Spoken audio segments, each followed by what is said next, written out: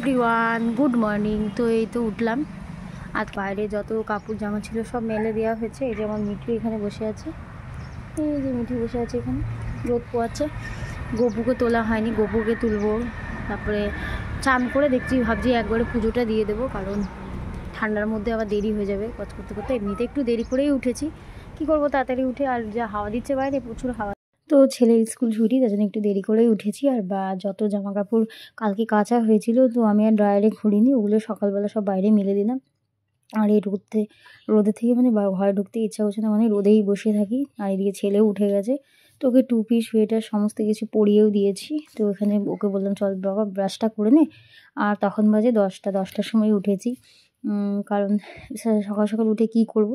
আর আমাদের ওই 2-3টে বাজে খেতে খেতে। ছেলেকে আগে খাইয়ে দিই।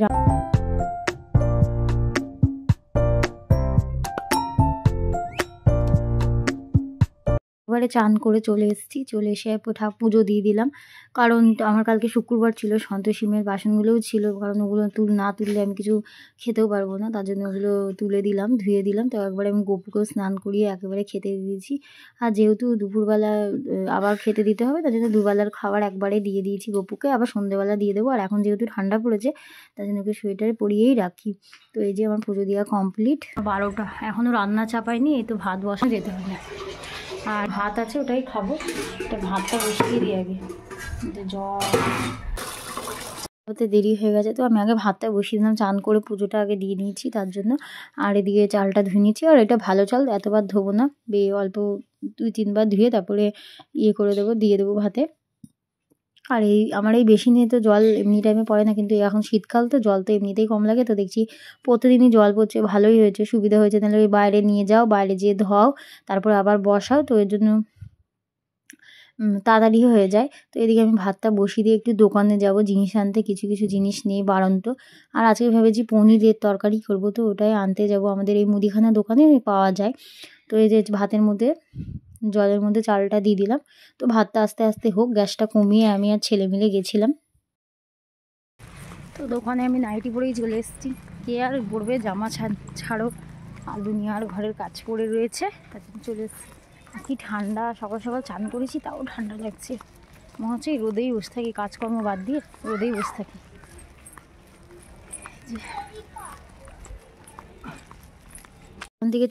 দোকান থেকে চলে এসে বাইরে আমার ক্যাম্প খাট পাতা আছে, কারণ এখানে রোদ দেয়, তার জন্য একটু এখানে বসে নিলাম। আর বসেছি তো, আর উঠতে ইচ্ছে হচ্ছে না। এদিকে আমার রান্না বান্না সমস্ত কিছু পড়ে আছে, তো যাই এবার রান্না করতে লাগি। তো দোকান থেকে নিয়ে এলাম কত কিছু, এই কটা জিনিস কত টাকা, 244 টাকা। একটা পনির নিয়ে এলাম, অনেক দিন হলো তাই। আর জিরা, এটা হচ্ছে তো সোনা, এখন সোনার দাম। আর নিয়ে এসেছি শাহি গরম মশলা, জিঞ্জার আর হলুদ কালার, হলুদের প্যাকেট, আর একটা তেল নিয়ে এসেছি। তো এদিকে আমার ভাত হচ্ছে, পনির দিয়ে আলু দিয়ে তরকারি।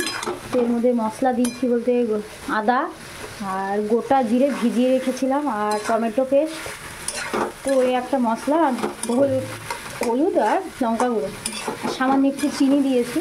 তো কষানো হয়ে গেছে, পনিরটা ভেজে রেখেছিলাম, পনিরটা দিয়ে দিলাম। পনিরটা ভেজে নাড়াচাড়া করবো, তারপর জল দিয়ে দেবো, মাখো মাখো হবে একটা। তো অনেকদিন পর এরকম করে একটু দুধ করে তরকারি করছি, অনেকদিন পর। প্রতিদিন আমার না রান্না করতে ভালো লাগে না। তো এইদিকে আমি দিয়ে দিলাম, জলটা দিয়ে দিলাম, আর গরম জল দিয়েছি। আর একটু জল দিলাম যাতে আলুগুলো সিদ্ধ হয়, মাখো মাখো হবে। তারপর গ্যাসটা কমিয়ে দিয়ে ঢাকা দিয়ে দিচ্ছি, যখন হয়ে যাবে তখন তোমাদের দেখাবো। আবার রান্না বসিয়ে দিয়েছি বলতে তরকারিটা বসানো হয়ে গেছে, তোমরা তো দেখতেই পেলে। আর ছেলেকে চান করাবো, তার জন্য তেলটা নিয়ে যাচ্ছি, ওকে তেলটা লাগিয়ে তারপরে চান করবো, কারণ ওর প্রচুর ঠান্ডার ধাত। এখন এই প্রত্যেক দিন ওকে সর্ষের তেল মাখানো হচ্ছে, তারপরে চান করা হচ্ছে, তাও ঠান্ডা লেগেই আছে। আর আমি কিন্তু এত কিছু করি না, আপাতত আমার কোনো এখনও ঠান্ডা লাগেনি। আর যে তোমাদেরকে বললাম দেখবে আমারও লেগে যাবে ঠান্ডা। তো এদিকে আর বাইরে এত রোদ, ক্যাম্প খাট পেতেছি, মনে হচ্ছে ওখানে যেয়ে বসে থাকি, ওখানে শুয়ে পড়ি। তো আমার যদি সেরকম থাকতো, মনে হয় একটা বালিশ নিয়ে আর কম্বল নিয়ে রোদের মধ্যে শুয়ে থাকি, কাজকর্ম বাদ দিয়ে।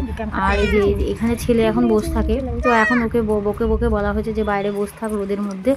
আর আমি তো বসার টাইম পাই না, তুই যে পাচ্ছিস তাও সেটা তো বিশাল ব্যাপার। এই ক্যাম্প খাটের মধ্যে বসবো, আমি যখন বসতে যাব তখন রোদ। তরকারিটা বেশ টেস্টি হয়েছিল, তো আমাদের খাওয়া হয়ে গেছে, আমি ভিডিও করতে ভুলে গেছি, তার জন্য এখন এই যে করলাম। তো এরকম মাখো মাখো নামিয়েছিলাম, বেশ ভালো হয়েছিল খেতে। সন্ধ্যা বন্ধুরা, তো আমি একবারে সন্ধ্যেবেলায় তোমাদের সামনে এলাম। তো গপুকে সেবা দেওয়া হয়ে গেছে, তোকে একটু দুলিয়ে নিয়ে একটু গান শুনিয়ে নিচ্ছি। তো ভিডিওটা কেমন লাগলো জানিও, যদি ভালো লাগে প্লিজ আমার চ্যানেলটিকে সাবস্ক্রাইব করে দিও। আর আমার না এখন ভিডিও বানাতে ভালো লাগছে না, কারণ তোমরা মানে যারা নতুন নতুন ভিডিও যারা দেখছো, জানি না দেখছো কিনা, মনে হয় দেখছো না, কিন্তু একটু চ্যানেলটাকে প্লিজ সাবস্ক্রাইব করে দাও। 65 তো 65ই রয়েছে, ভালো লাগছে না, তার জন্য ভিডিও বানাতেও ইচ্ছা করছে না।